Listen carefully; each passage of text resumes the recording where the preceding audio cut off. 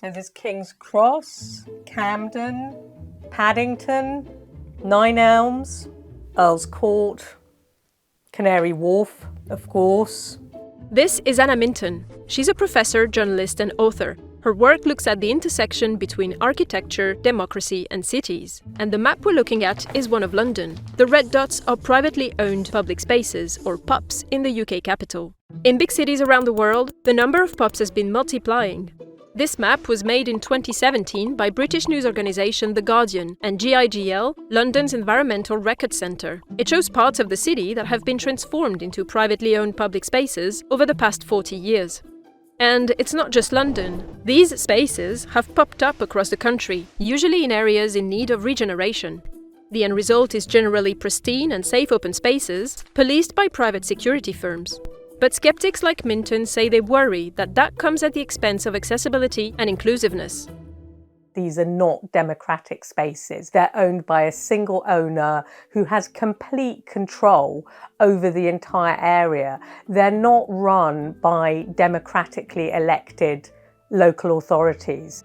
Urban public spaces matter more now than ever. By 2050, around 2.5 billion more people will be living in cities. So who decides what these public spaces look like and who benefits from them?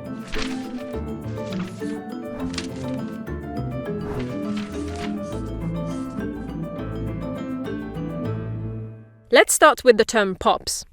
Privately owned public spaces. They're part of a wider trend of urban regeneration. If you walk along the south bank of the Thames, you're going from publicly owned land to privately owned land, and you're going from one to the other, and you don't even know it. They vary from the really quite significant in size, but you also get smaller little so-called infill developments, which are also privately owned. A marker is always that they have bollards surrounding them.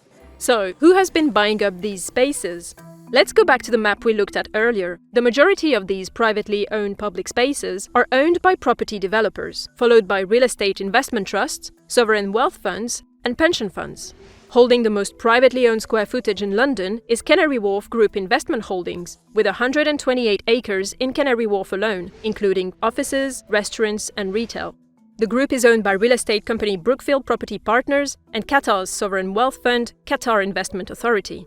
A 40-minute tube journey north is Camden Market and its redeveloped Holy Wharf, which grew from a couple of market stands in the 1970s to attracting 28 million visitors per year. It is the property of Israeli billionaire Teddy Sagi and his company Labtech.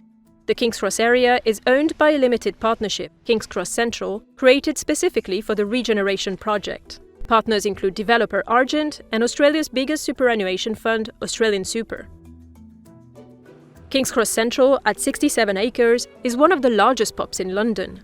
The space opened to the public after 15 years of redevelopment.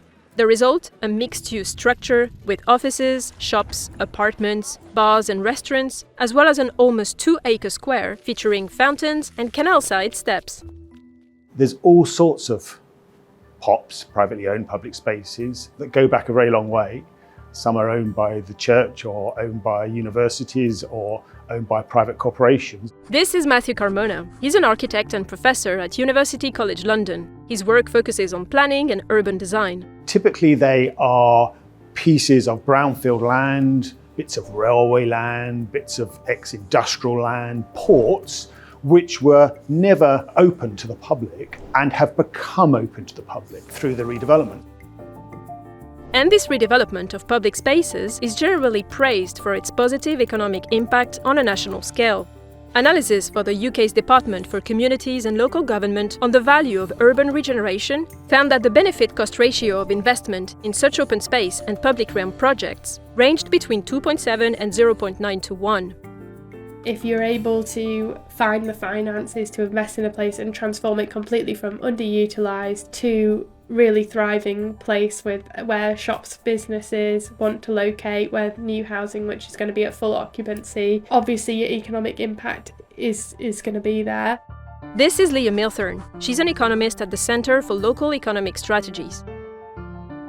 Those pedestrianised centres that we see in our cities with lots of shops, often in some parts you've got independent small businesses as well that are getting lots of footfall. That's certainly a positive of some of the spaces that were previously closed off to the public, and then investors come in, made those spaces viable where they wouldn't be, and created more community facilities and business facilities for people to enjoy and for places to thrive.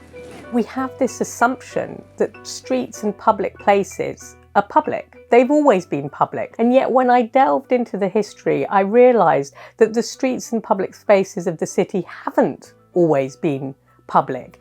That's what makes London different from many other major cities. Carmona says London was built by private interests, and while London today enjoys over 100,000 acres of public land, that wasn't always the case. What my research shows is that many of these spaces were never publicly owned in the first place. So you could say the reverse. Rather than the privatisation, we've actually had a publicisation of private space. And there's a lot of new spaces that have been created over the last 20 years by the public sector. It's not only the private sector that is creating them, but the private sector are creating a lot of new spaces. And I think that's where the worry comes along. Unlike traditional public spaces ruled by the law of the land, the rules in pubs can vary from location to location, and they're not always easy to find. In Battersea Power Station, for instance, the developer specifies on its website that commercial photographs aren't allowed, and there have been reports that in some pubs, rough sleeping is forbidden too. In 2011, anti-capitalist movement Occupy London set up camp outside the London Stock Exchange in Paternoster Square, a private space owned by Japanese developer Mitsubishi Estate. The protesters were promptly evicted. They always have private security, they always have CCTV, and they always restrict access and behaviour. And to my mind, they invariably create a much more sterile feel to the city. These places aren't for lingering and hanging out. They're for going somewhere, sitting in a cafe, buying an expensive cup of coffee. They're certainly not for groups to just spend a considerable amount of time in just watching the world go by. What we started to see in the 80s was this drive to see city space as a place to get the maximum profit. This model has become the standard template for all new development everywhere in the city. The concept of privately owned public spaces originated in the United States in the 1960s, following the rezoning of New York City. As its population, commercial activities, and skyscrapers multiplied, the city needed to redefine land according to its usage. The program allowed developers to increase floor area and build higher structures in exchange for open-air plazas, arcades, and other publicly accessible spaces.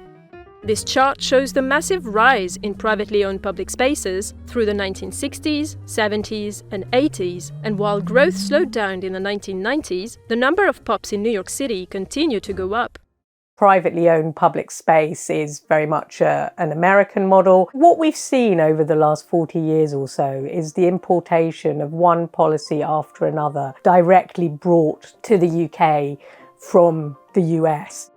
This model enabled London's local councils to kill two birds with one stone. One, they got to benefit from new facilities at a cheaper price. It also meant tightly budgeted councils could instead shift their expenditure to other areas in need of funding, like adult care provisions, public schools, or waste collection. Between 1981 and 1993, the creation of 13 urban development corporations across the country led to the regeneration of several British landmarks. £1 invested by local government in these UDCs leveraged about £3.50 from the private sector. For the London Docklands Development Corporation, which benefited from a £1.86 billion grant, this resulted in more than £7.5 billion of private investment. The rise of privately owned public space really is part of the change from an industrial to a post-industrial economy, and the shorthand for it really is regeneration. Today, regeneration projects are very popular. A 2019 survey by the City of London found that people are generally happy about privately owned public spaces, citing that they were well looked after and very safe. You can see the difference of how our cities have been transformed. New skilled jobs have been created, that's been a major change. And productivity has increased as a result, economic productivity. So there's more gross value added GVA being created each year. There are also a lot more university students than ever before, and graduates are increasingly retained in our city economies as well. So a huge amount of wealth is created in our economy each year. Economic growth shows us this, having doubled in recent decades. And these regenerated city centres are then highlighted as examples for other places to aspire to. But I think it's important to show the balance here, and we can't ignore the massive inequalities in our city economies. Urban regeneration projects are often large-scale and include housing, public space and retail areas. Take Elephant Park in South London, for example. A lot of consideration is given to the relationship between the residential that sits around us and the amenity and the public amenity spaces that sit within the ground plane as such. This is Angela Brennan. She's been the project lead for Elephant Park since 2019. The whole idea of these regeneration projects is to really try and create a new place for the city, for wider communities as well, to create places where people want to visit. We operate across London, across Milan, and we also replicate that model across the world as well, through Australia, through Asia and through America. Is it the housing that came first, or is it the public realm that came first? I think in all honesty here, they have to come together. One can't dictate the other, but one has to respond to the other. So with the development of Elephant Park, we've also brought forward around 3,000 or so new homes across affordable tenures, build to rent and open market sale. And we've also then had the opportunity to curate the ground floor retail. But projects don't always live up to their original ambitions. When Southwark Council partnered with Lendlease to take over the £2.5 billion regeneration project of the Haygate estate, they promised to rehouse residents on site or close to it. My family had lived here for 30 years, and a new development has been built in its place called the Elephant Park. This is Jerry Flynn. He's a local campaigner and former resident of the Haygate estate. The proposal for demolishing the Haygate estate and redeveloping it was first made around 1999. We were assured that we would all get new homes for it. By the time most of us had to leave the estate in 2008, that wasn't the case. And subsequently we found out about 40 households actually got a new home on the Haygate estate. So that's 40 out of 1,200. Obviously with any kind of regeneration of this scale, it's an enormous amount of change for the residents. Part of the partnership with Southwark Council was Southwark themselves managed the decant of residents out of the Haygate estate into other areas of housing. The original master plan proposed by the developer also promised to deliver the largest central London park to be created in 70 years, while the former estate's public space was estimated at 24,195 square meters. The open area in the new complex has been sized at 8,220 square meters, a loss of over 2/3 of the original open land. We've had the opportunity to deliver one of London's biggest new public spaces in over 70 years. And whilst we're nearly finished, there is still a little bit still to come. There was about 1,200 units, 1,200 homes on the estate. And in between them, yes, there was quite a lot of green space for people to walk their dog and do whatever they'd like to do. Very nice looking new park, but it's 3 times as dense. There has been a reduction in all sorts of green and open space. There were 400 mature trees that were here as part of the Haygate estate. We've managed to maintain and redesign the master plan to retain 128 of those trees off the back of community consultation, but then also planted another 1,000 or so trees. In the original master plan, it was a straight rectangle with vehicular streets on either side of it. And as we sit here and look around, the vehicular streets have disappeared. The park edges have been softened and extended right up to the building line to really try and increase that sense of space, that sense of openness, that sense of publicness.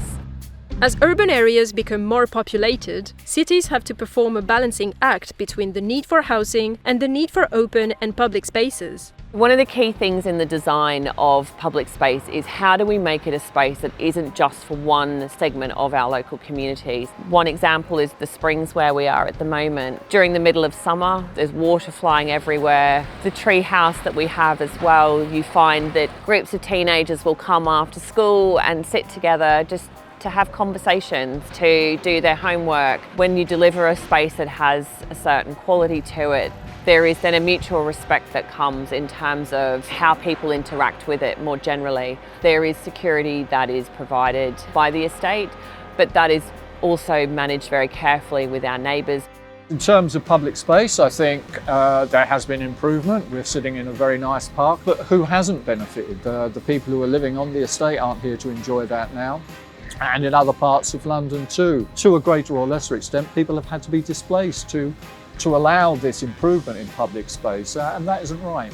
To all intents and purposes, anybody coming here isn't going to be stopped, but it still does remain privately owned. It's owned by the developer, and the developer has to pay for its upkeep, and they're recouping that cost by service charge of the local residents who've come to live on Elephant Park. Service charges include maintenance costs, insurance, and other contributions made towards the management of the property. That's becoming a bone of contention. It does cost a good deal of money to keep this park up. The alternative would be for it to be owned by the public authority. On the financial aspect, certainly it's the developer that's getting the best deal out of that. Although we've seen that visual transformation and some of those benefits we've been talking about, the type of regeneration that we're talking about, that model, it's failing many of our communities. What we're seeing is wealth created, but can often be quite exclusive. And though it provides those benefits, they're often experienced by quite a small minority. At the same time, land prices are driven up, people are priced out, and places actually become quite unaffordable. The need for local government to generate funds has become increasingly important, and selling public housing to property developers to avoid refurbishment costs is one way of doing that. Central government funding for local councils dropped 40% between 2009 and 2020 as a result of austerity, and inflation is set to add a £4 billion funding gap from 2023 to 2025. As a result, the Institute for Public Policy Research found in 2023 that about £15 billion of public assets were sold to help fund local government budgets. These include public buildings such as libraries and community centres, as well as playgrounds and parks. Local authorities are under such extreme financial pressure, and they are being pushed to divest themselves of their land and property in order to pay for other services. But certainly that's the model, that local authorities have no money and the private sector comes in and says, well, you know, we can provide the upkeep of places in this resource constrained environment. But at the same time, we're getting rid of democracy, and that's something we have to be really, really aware of.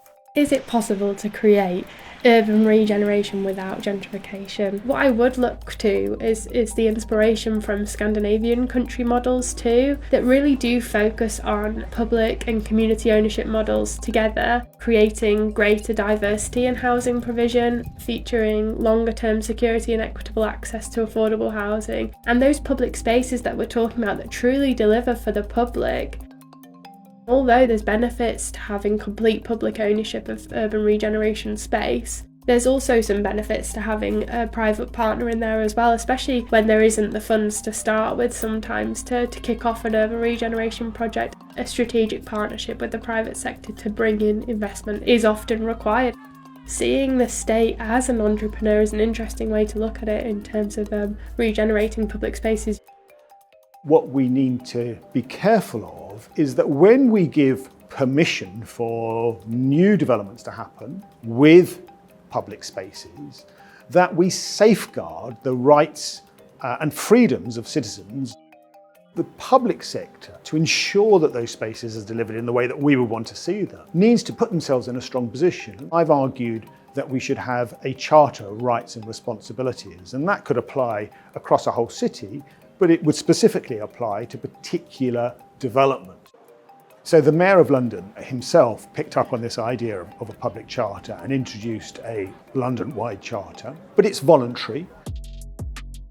What will be crucial is safeguarding the affordability for residents and delivering more wealth for our communities rather than just the fleeting investors. When we're talking about economic value, often we're talking about the abstract monetary value, whereas I think it's important to ask the question of what's the quality of that economic value and who benefits.